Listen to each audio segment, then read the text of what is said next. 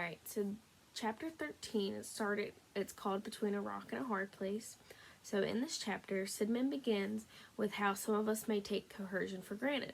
This is because when we are teaching punishment contingencies towards others, we are creating more problems. And the two problems we are creating by teaching punishment contingencies is escape and avoidance. Punishment, escape, and avoidance run together. So if we punish, you're going to run and escape from these. So the individual who gives you these punishments, you usually try to avoid them by running away. And that's through avoidance and escape. He is saying people will beat or threaten people till they act the way they want them to act. And usually turns us into horrible people because we start to act the way we're being treated.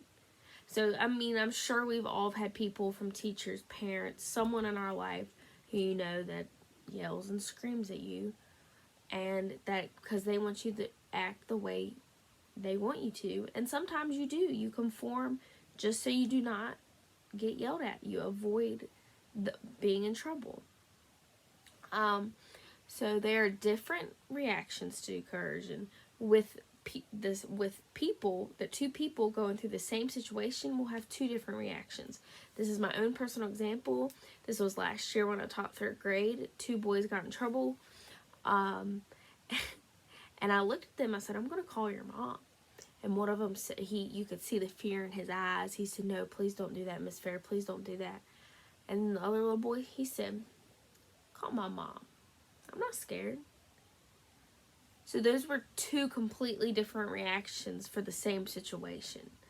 And it just shows how coercion has taught them different things. Alright. He then discusses the concept of freedom. So by saying, we say we're free from. So, for instance, when I was 16, I couldn't wait to get my license and be free from having my parents having to drive me everywhere. I wasn't necessarily avoiding or trying to escape my parents. I was trying to avoid staying at home all the time and being bored. But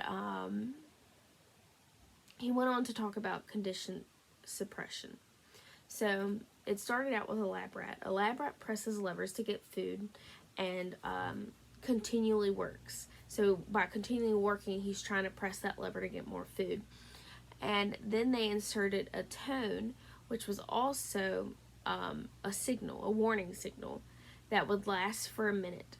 After the minute up, a shock was generated to shock the rat. The shock was unavoidable, so that the rat could either work through it or tune it out and avoid it.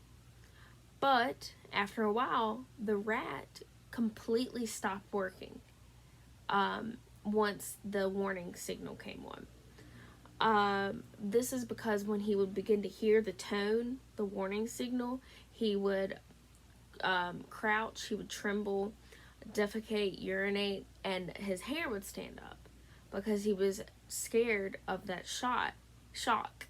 And all of these are signs that we attribute to anxiety. The example in the book was about how a boss wants to speak to his employee about their declining sales, but I came up with my own example. So my own personal example would be when I received my first speeding ticket. After I received it, I went home, told Mom, and she said, we will talk about it when your father gets home. Now, I don't know if you ever heard that as a kid, but it always scared you. So now hearing those words, I could do anything. I could go outside, hang out with friends. I could go to the basketball game to avoid my going through this talk even longer. I could eat. But did I do any of those things? No. But what I really did with that time was I was nervous, pacing in my bedroom, looking out the window, just waiting for his truck to come down the road. But I was trying to avoid the unavoidable shock of my dad's disappointment and whatever punishment followed. If I would have went out with my friends, I would have been nervous the whole time. Sidman says anxiety is something we cannot avoid or escape. The shock is going to eventually get us. We also stop when the shock comes, but after the shock, we continue what we are doing, and this is what we call a conditioned suppression. Some individuals just may deal with the shock, while others may develop anxiety from the shock. Due to the rat's anxiety, the rat was getting less food because he was not working by pushing the lever for food when the tone would begin. With this, he believed this is how humans respond. People lose out when events happen because they stop what they are doing. So if we let that shock get to us with our anxiety, we lose out on a lot. So some people just try to work through that shock. So then he took this anxiety testing to outside the lab. So there's a lot of categories that the unavoidable shock can come in different forms. And what it meant by this, it can come through death. So you lose a family member. We'll say your family member has a fatal disease, and this leads them into a depression. So that's an unavoidable shock, and they're going to be depressed, and then their loved ones are going to be depressed because they are dying, and then they eventually do die.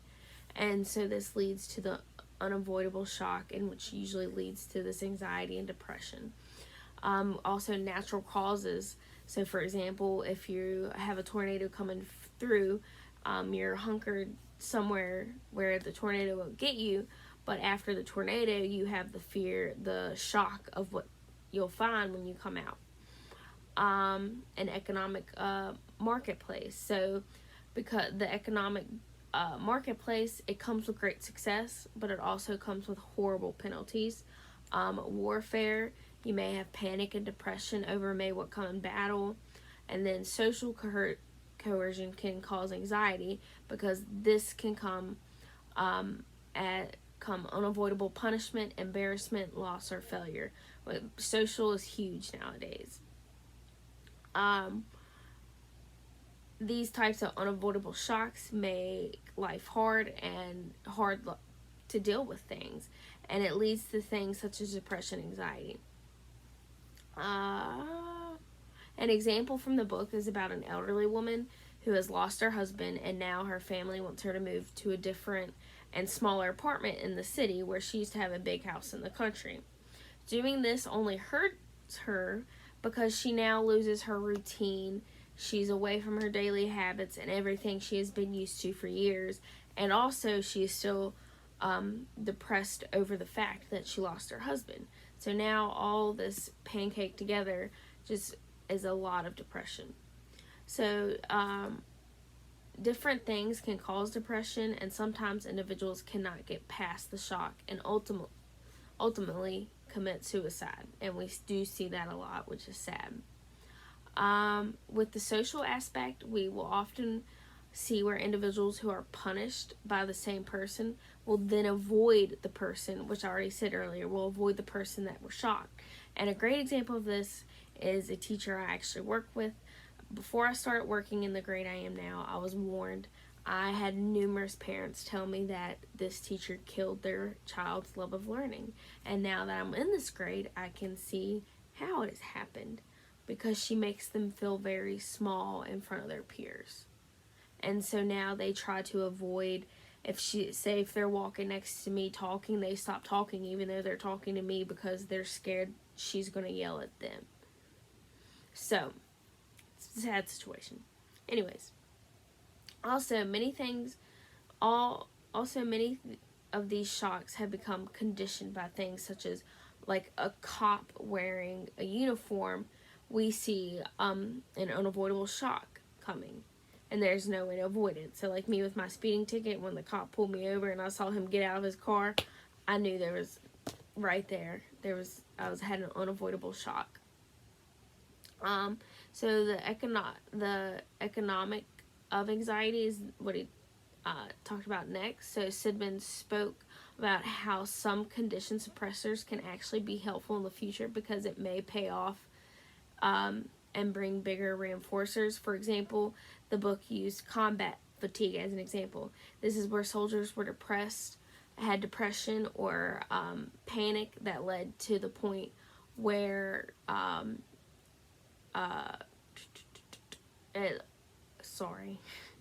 where it was hard to function, and it leads to a bigger it led to a bigger reinforcer of getting to have a break from battle in the base hospital. I hope I say this right. When electroconvulsive therapy for rats was introduced, this therapy had the rat avoiding the shock, and he would continue to work through the shock, through the warning signs. However, it was only for a short amount of time. This goes for the same thing as humans on tranquilizing drugs, where it slows things down and helps them avoid the shock. However, the shock is still there when the drug effects wear off. Our behavior is determined whether our shocks are positively reinforced or coerced. An individual who usually is positively reinforced will become inactive or have undirected panic when the unavoidable shock is introduced, while one who is coerced may work hard during the warning signal. So there's two different looks there on how people handle it. With the rats, they were surprised to discover that more frequent shocks and signals, the rat became less anxious. With less frequent signals and shocks, the rat became more anxious. So they realized it became less anxious with more frequency because it finally realized, hey, this is how I get my food. And when they were sending more frequent shocks, the rat realized he would lose a lot of food if he did not work through the signals. This shows that animals need to be anxious, only need to be anxious. Sorry, let me rephrase this. This shows that animals need to be anxious only to the extent it can afford to be. Sidman pretty much led to the point that our conditioned suppression is a costly side effect of our coercive society, which is very true. So let me tell you the question real quick. So the question is, can you think of a time where you had an avoidance shock or know someone that had an avoidance shock? What happened during the shock and what was the outcome? So as I said, my avoidance shock was one of them when I was 16 and got my first speeding ticket, and Mom says, we have to wait until your dad gets home. We'll talk when your dad gets home. So that was an avoidance shock. I knew it was coming and I was super nervous. So give me your example. And that's it.